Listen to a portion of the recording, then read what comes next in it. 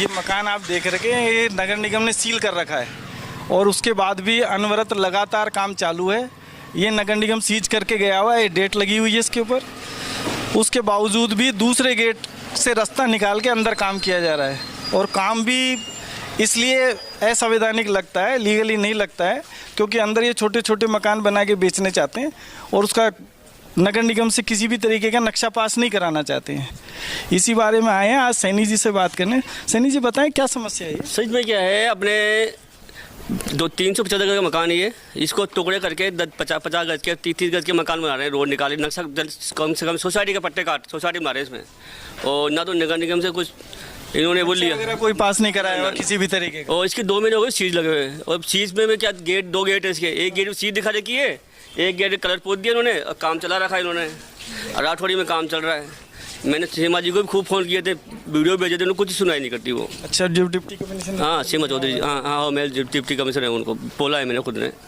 उन्होंने कुछ सुनवाई नहीं की अब तक नहीं की। कोई इंस्पेक्टर वगैरह भी नहीं आया किसी? नहीं, एक बार शिकायत में इंस्पेक्टर आया था, वो क्या इन्होंने परमिशन ले रखी है, सीज तो इसके लगा रखी है, ऐसे बोल गए वो। मतलब इधर की एक मकान में दो, मतलब आधा करके सीज कर दिया। दो सील लगा रखी है, एक को खोल रखा है, इसलिए काम कर सकते, इसलिए काम कर रहे हो। प्लॉट नंबर एक ही है, प्लॉट नंबर एक ही है जी। आगे अंदर से देखेंगे तो एक ही गेट दिखेगा, एक ही है, प्लाट एक ही है, एक ही प्लाट, प्लॉट नंबर भी एक ही है। हाँ जी, हाँ जी। उसके बावजूद भी काम चल रहा है। बिल्कुल। आपको क्या लगता है किस वजह से चल रहा है? प्रशासन सहयोग नहीं करता है या प्रशासन अपने हिसाब से? प्रशासन अपने हिसाब से दे रहा है। नहीं, प्रशासन तो आता है लेकिन देख के चला जाता है, करता भी है, सहयोग भी करता है। क्या करता है सहयोग? आते हैं, बोल के चले जाते हैं, बस उस टाइम पे बंद कर देते हैं काम, फिर चालू कर देते हैं। मतलब तो कुछ रहा ही नहीं ना प्रशासन का सीज करने का? नहीं, कोई मतलब ही नहीं रहा। आते 2 मिनट के लिए आते हैं, अपना काम हो जाते हैं। सील उधर लगी हुई है, इधर से गेट खोल के काम चल रहा है। मतलब चोर रास्ता निकाला। हाँ, वही ये चोर। सर इसके गेट के भी लगी हुई थी। हाँ। इन्होंने कलर पोत दिया, किसको पोत दिया कलर में। अच्छा, सीज इस गेट पे भी लगी हुई थी। हाँ। इसमें लिखा नगर में सीज थी मेरी, इसके कलर पोत दिया इन्होंने, खोल लिया इसको। हाँ, बिना परमिशन खोले खोल लिया उन्होंने। सीज इसकी लगी, उसके लग रही, इसके नहीं लग रही। हमारे पास इसकी फोटो हैं, सीज करी हुई की फोटो इसके लगी हुई, गेट की सीज लगी हुई पूरा। और आपने यहाँ के पार्षद वगैरह को किसी को बोला? पार्षद थ्रू सीज लगवाई थी इन्होंने। बेमल जी अग्रवाल पार्षद है बाढ़ 22 के, इन्होंने सीज लगवाई थी, इन्होंने रोका था, इन्होंने बुलाया था इनको, तो इन्होंने कुछ रिपोर्ट नहीं दिया बेमल जी को। तो अच्छा, तो अभी आपने विधायक साहब को किसी को अप्रोच करने का कोशिश करा? नहीं सर, विधायक साहब को तो जाते हैं तो समझ टाइम नहीं मिलता उनको, थोड़ा बिजी रहते हैं ज़्यादा। तो सांसद साहब को भी बताया? सांसद बात गए थे, उन्होंने मुझे भिजवाया था। जब उन्होंने आपको मीडिया को बुलाया है, हमसे बात कराई है इनसे, इसलिए मंजू जी का सहयोग ज़्यादा है हमारे पास। चलो, आप क्या कहना चाहेंगे इस बारे में? बता दो क्या है मकान में सील? बस ये मकान में सील लग रही है और ये हम कहाँ जाएंगे, माली लोग कहाँ जाएंगे? अब ये सब आ जाएंगे तो हम कहाँ जाएंगे फिर बेच के? छोटे छोटे टुकड़ों के अंदर मकान बना रहे हैं, तो छोटे छोटे टुकड़ों के अंदर नहीं बनना चाहिए ना। 30 के अंदर कोई प्लाट थोड़े ना बनते हैं। बने तो नगर निगम से जो रूल रेगुलेशन कहते हैं उसी अनुसार बनने चाहिए। जी, सब रहे हो जो भी, तो हमारा फिर हम कहाँ जाएंगे? हम तो शुरू से यहाँ रहे ना, फिर हम ये आ जाएंगे तो हम कहाँ जाएंगे? सही बात है, पलायन पे मजबूर होना पड़ेगा। पूरी गली में आ गए, अब ये 3 मकान बचे हैं। परेशानी होती है, यहाँ पे आके बैठते हैं और फिर ये बन जाएगा तो और ज्यादा परेशानी हो जाएगी। पहले बहुत परेशान करते हैं। बच्चे कहाँ जाएंगे? गुड़िया, ये छोटी छोटी गुड़िया है।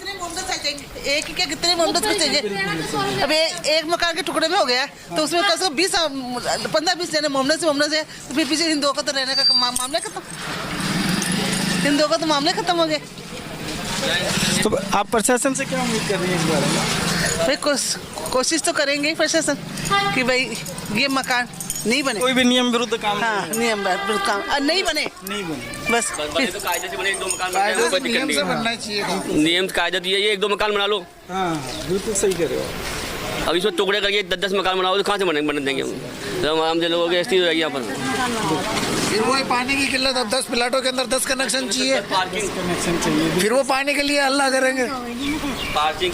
पार्किंग की सुविधा नहीं है, गाड़ियाँ कहाँ खड़ी करेंगे? आए दिन लड़ाई झगड़े हो गए हमारे, रहने के लिए दुश्वार हो जाएगा रहना सर। सही कह अब नियम विरुद्ध काम हो तो कोई दिक्कत ही नहीं है।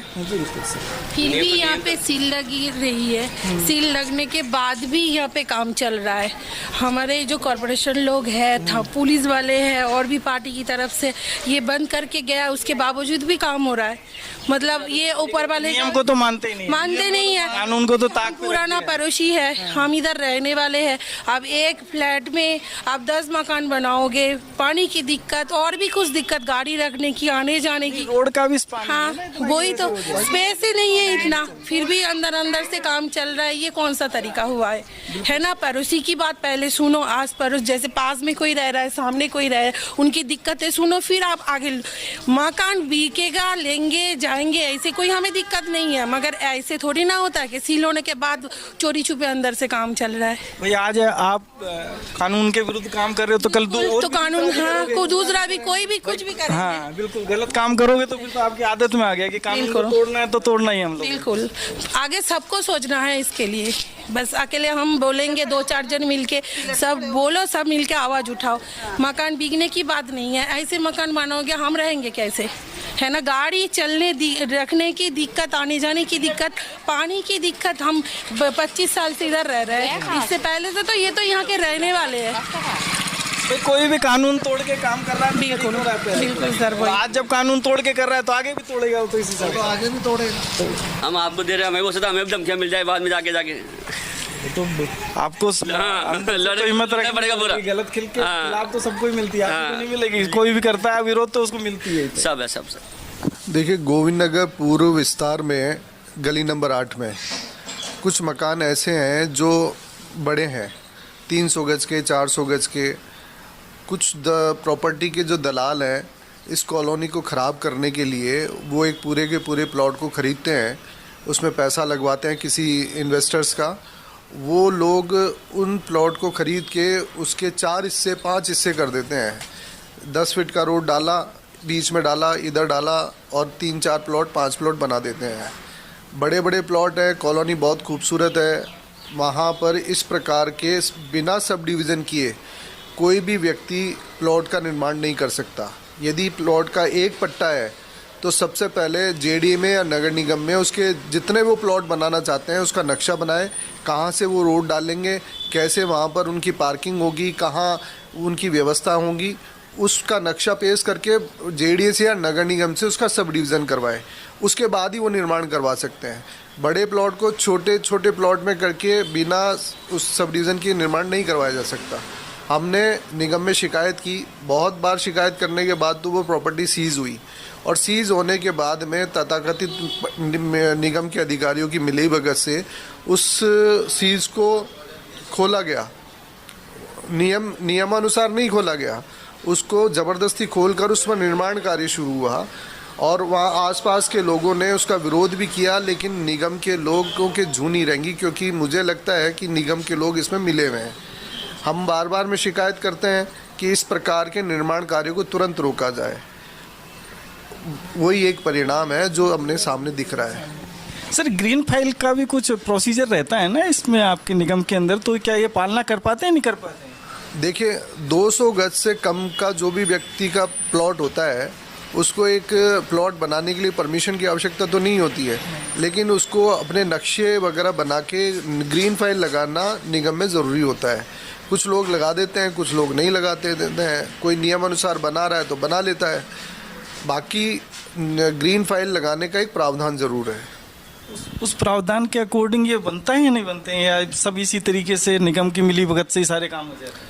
देखिए, जो ग्रीन फाइल लगाने के बाद तो प्रावधान से बनाना उनका ज़रूरी हो जाता है। जो प्रावधान से नहीं बनाना चाहते वो ग्रीन फाइल नहीं लगाते, तो मोस्टली तो बिना ग्रीन फाइल लगाए ही वो बना लेते हैं, क्योंकि ग्रीन फाइल लगाने के बाद में सारे नियम कायदे अपनाने पड़ते हैं, वो नहीं अपना पाते हैं। तो सर, ये कौन कौन से कितने प्लॉट आपके क्षेत्र में सीज हुए थे? मेरे क्षेत्र में लगभग ये 12 से 15 प्लॉट होंगे। पूरी मीणा कॉलोनी में प्लॉट है, 300 गज से कोई प्लॉट हमारा कम नहीं है। अब यहाँ पर पलायन का एक बहुत बड़ा मुद्दा भी इसी कारण से हो रहा है कि एक बड़े प्लॉट को ख़रीदा, उसके छोटे छोटे प्लॉट कर दिए, तो आसपास रहने वाला व्यक्ति ये सोचता है कि मैं शांति से कैसे रह पाऊँगा। जहाँ एक प्लॉट पर 5 लोग या 10 लोग रहते थे, उसी प्लॉट पर 50 लोग रहने लग जाएंगे। तो एक प्लॉट बिका, वहाँ 50 लोग रहने लगे। दूसरा प्लॉट उसके बराबर वाला सोचेगा कि अब मैं यहाँ कैसे रह सकता हूँ, तो 50 लोग आ गए, वो भी बेचेगा।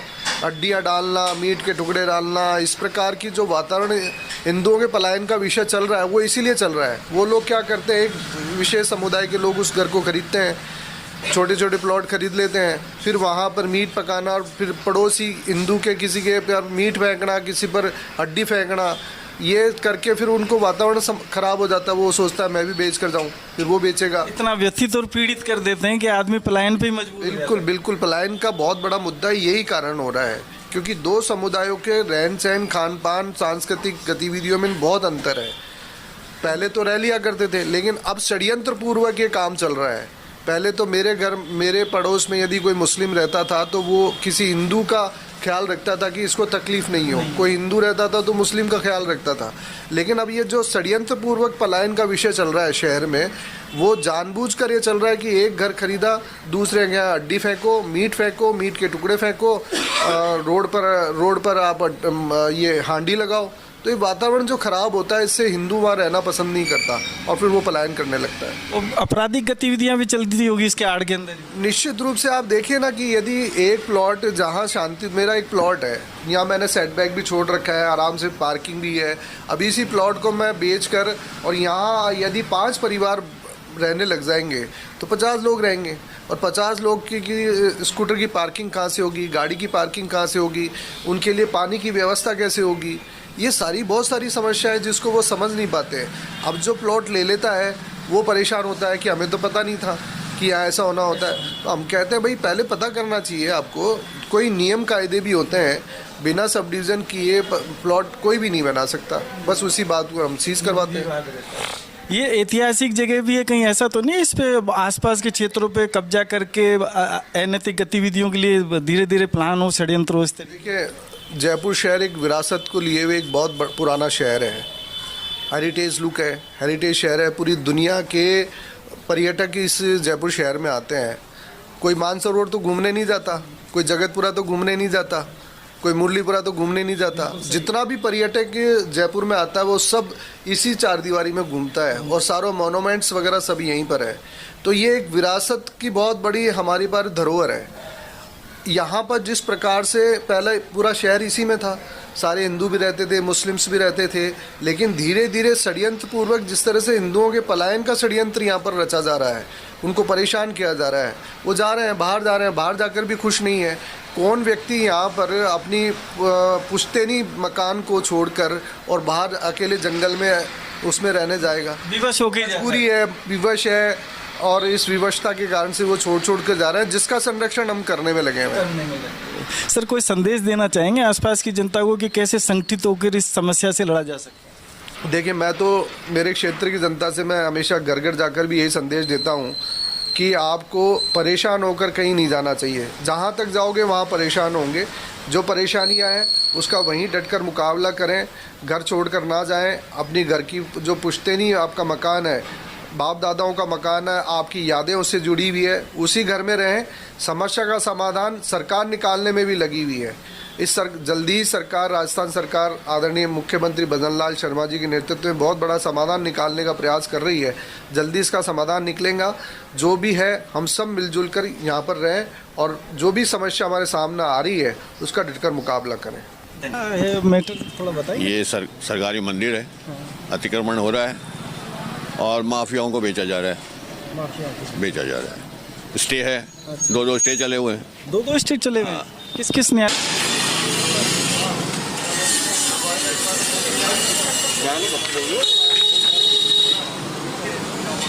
ये कब हुआ था सर? स्टे कब हुआ था आप लोगों का? स्टे अभी 6/12 को हुआ। उसके बावजूद भी लगातार निर्माण हो रहा है, मतलब कोई रुकावट नहीं है। कोई रुकावट? हाँ। तो कारण क्या है सर इसमें? क्या मिलीभगत है विभाग की, प्रशासन की, या यहाँ और कौन? जब हम लगातार इसकी कार्रवाई कर रहे हैं, शिकायत कर रहे हैं, अब नई कार्रवाई हो रही है तो उसका क्या मतलब है?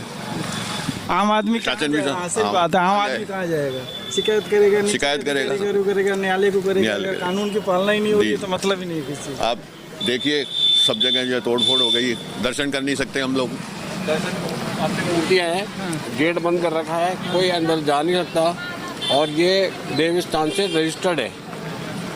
देवस्थान में इस मंदिर का उज्र है, पूरा डॉक्यूमेंट्री है, केस चल रहा है, सेशन कोर्ट में केस चला है, ये इसका डॉक्यूमेंट्री एविडेंस है।